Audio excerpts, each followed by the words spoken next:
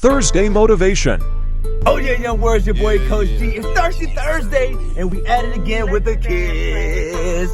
Now check it. What are you after today? I'm always going to be on your head about your belief system and what you're thirsting after or what you're attracting in your life. It's whatever you confess, you will possess. Because possession comes by confession. And what you have in your life is because of what you have confessed in your life, or what you have attracted in your life with your eye gate, your ear gate, or your mouth gate. Depending on what you hear, depending on what you say, and depending on what you see every day will dictate what you are actually after. So I'm asking you on this Thirsty Thursday, what are you thirsting after? What are you really on?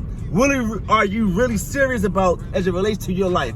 If you don't have the direct answers for such things, take the time today to reconsider your objectives and get to where you want to go. And of course, keep it elite.